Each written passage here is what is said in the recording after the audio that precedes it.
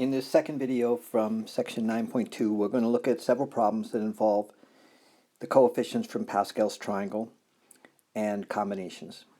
Before we get into the first type of problem we're going to do, which is called combinatoric proof, we have to do a couple little prerequisite things. So 10 factorial over 8 factorial, how can that be simplified without a calculator? And 9 factorial times 10, what is that equal to without a calculator? So in the first case, I rewrote the 10 factorial as 10 times 9 times 8 factorial, spread it out a little bit in order so it can cross-cancel top to bottom. This will be an important technique, so the answer is 90. Here, if you have 9 factorial already, 9 times 8 times 7 times 6, etc., and you multiply by 10, now you have 10 factorial. Without a calculator, that's as far as we're going. In combinatoric proofs, we'll do the same exact thing, except for we will use letters instead of numbers. So how can this expression be simplified in the same exact way? And how can this expression here be simplified in the same way? So in the same way, we write the initial value, and then we go one lower than n plus 1. One lower is just n. And then one lower from that, n minus 1, so that we can cross-cancel. Same as we did here. Here I've got n factorial and then one higher than that. So that's just like 9 factorial and one higher than that, and it's the higher one factorial. So here's our first proof, and notice the way it's written. Instead of n plus 1 c2, it's written this way with the parentheses. And as we've done proofs before, probably good to work with the more complicated side, and only on that side to try to get this side to equal n. Notice how I've written out the combinatoric expression using factorials.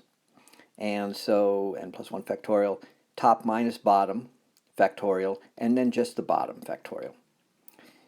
This piece here I can, as before, rewrite as n plus 1 times n minus 1 factorial. This is n minus 1 factorial, so those would cross-cancel. N and n minus 1, then times n minus 2 factorial, which cross-cancels here.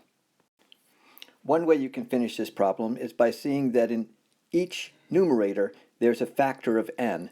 So you can GCF that n out to the front, leaving the n plus 1 minus the n minus 1, combining like terms, and cross-canceling, get where you're trying to get and make the proof.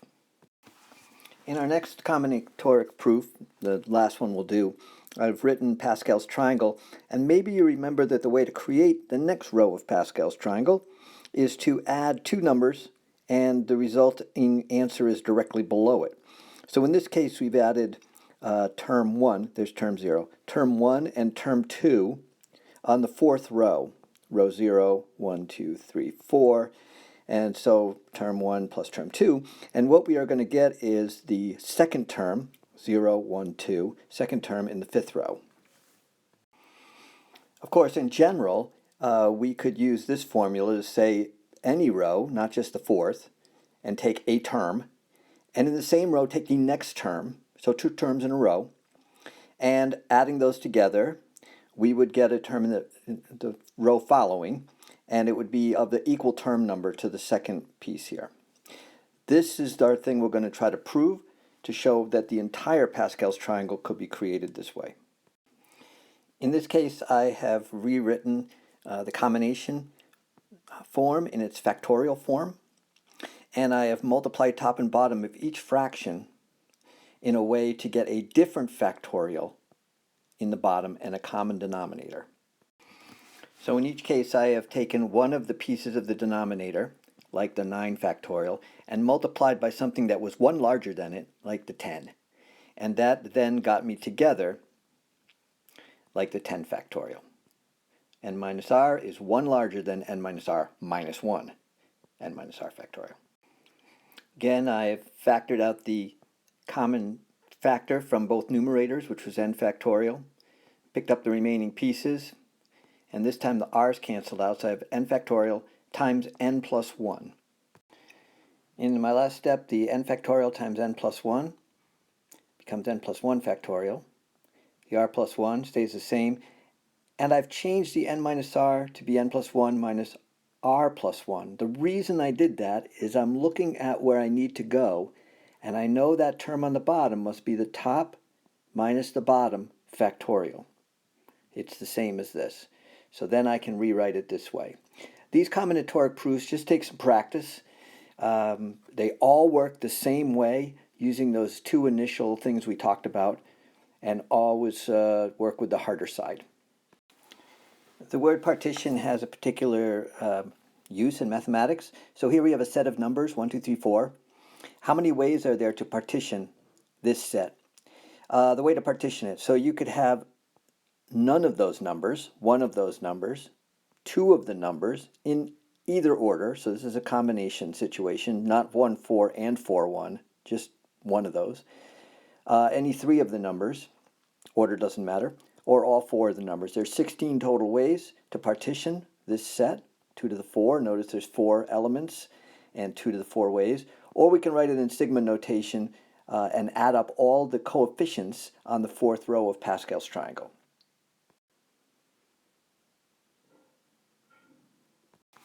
Another word that shows up when we're talking about combinations and combinatorics is the word derangements. And so how many derangements are there of the same set, 1, 2, 3, 4? This is not a derangement because the 2 is in the second place. No number can be in its own place. A 1 can't be here, a 2 can't be here, a 3 can't be here, and a 4 can't be here. This is a derangement because none of the numbers is in the correct place. We're going to use complementary counting here to find the total ways we could arrange these 4 numbers, which we could do by the fundamental counting principle. 4 ways for the first, then 3 choices for the next, 2 remaining numbers, and then finally the last remaining numbers. That's the total ways that these numbers can be arranged. It's also 4 factorial. It's also 4 permutation 4 would get us the same result. And then we're going to subtract the ways that are not derangements. Okay, so let's see, there are 4 ways to have at least one number in the place where it shouldn't be. The 2 could be here, the 1 could be here, the 3 could be here. So there are 4 ways that we could choose right off the bat, at least one number to be bad.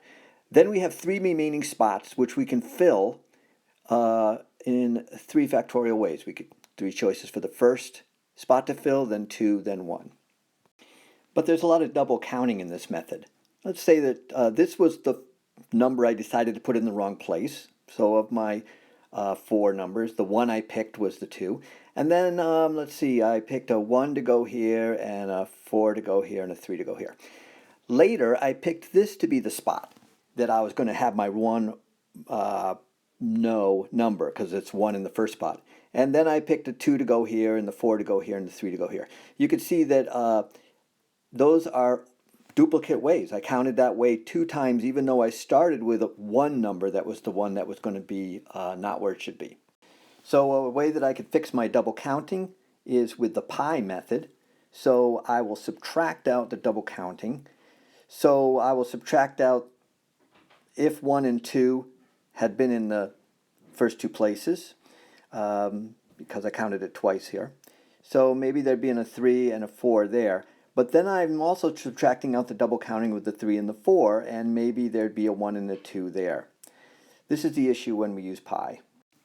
So maybe you remember to fix all of the double counting problems, we need to add singly, subtract doubly, add triply, in this case subtract when there's a 4. And there's a nice pattern for the remaining digits in order to get the answer. For this problem, the answer is 9. But this would be a lot of work to go through every single time. Hopefully there's an easier way. Here's the sample space. These are the derangements right here, where every digit is not in the correct location. To try to find a formula, let's replace the 4 factorial with 4 taken 0 at a time, 4 factorial. Then I've got a pattern that continues throughout. I can distribute the minus sign and see that my terms alternate.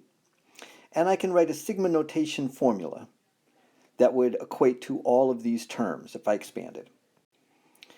This formula can be simplified by expanding the combination right here, n factorial, n minus k factorial, and k factorial, forgot that part at first. And when I cross cancel, I only have a couple things with k's in them and a thing that has nothing to do with k. K is the thing that's being substituted in. So n factorial is just like a constant. It can be brought outside the sigma notation sign. This is something that when you're in calculus, you will do over and over again. When the letter has nothing to do with the letter that's incrementing, and it can be broken away, it can be brought outside the sigma. Expanding the sigma notation, we see that we get the correct answer. In our last two problems for this video, we will use a very similar technique, a pi technique, of discounting double counting. And in the first case, I'm collecting 5 papers. There's 5 papers that I collect that have no names on them. And I'm going to randomly guess whose papers they are, based on the fact that I got 5 students in my grade book without grades, so they're the 5 papers. How many ways are there to get at least one right? Getting one right means the same thing as finding something that is not a derangement. Derangement means they're all in the wrong place, or I've guessed all wrong. So I'm going to take the total minus the ones that are derangements. In the second problem, we're going to take the candy problem. We're distributing 15 candies to 5 kids, but now each kid can get at most 5 candies, no more than that. So the total ways to assign the 5 guessed names to the 5 papers without names is 5 factorial, or 5p5. And then I'm going to subtract from that the derangements. The derangements are the ones where I guessed all wrong. And then what remains is get at least one right. Here's my formula for derangements. And I will substitute in 0 through 5 for k. Remember that 0 factorial as well as 1 factorial is equal to 1 in the denominator. And I get 76. There's 76 ways to get at least one right. Is that good? 76? Do I got a pretty good chance of getting at least one right? Well, that's what we'll get in the next section in 9.3 to find out what is the probability of getting at least one right. I know there's 76 ways, but what is that, 50% chance or what? In our final problem for the 15 candies and the 5 kids. So we have 15 candies and 4 dividers. And so if you'll remember from a previous video, we'll combine those together. And so we'll have 14 things. Choose the 4 dividers where to put them. That's the total ways we can do it. Now we're going to subtract from that the chance that one kid gets at least 6 candies, because the most they can get is 5. So we're going to do the bad ways. So let's give one kid at least 6 candies. So give that kid the 6 candies. Here you go. Now instead of 19 things, there's only 13 things left that we would pick for the 4 dividers. So we'll distribute the rest of the candies. However, in distributing the rest of the candies, we may actually have given another kid 6 or more candies. And so we would have some double counting in that case. So we'll take kids chosen singly, subtract kids chosen doubly. Of course, if 2 kids get 6 candies, so that takes 12 off of the 19. So that's why there's only 7 things left. What about 3 kids getting 6 candies? Well, that can't work because there's only 15 candies total. So my process ends when realistically it can't go on. So there are 651 ways that you can do this. But now if you randomly distributed the 15 candies to the 5 kids under the condition that no kid gets more than 5 candies, yeah, there's 650 ways you could do it. But what's the likelihood it would actually happen? What's the probability that it would actually come to be? That's what we'll do in the next section.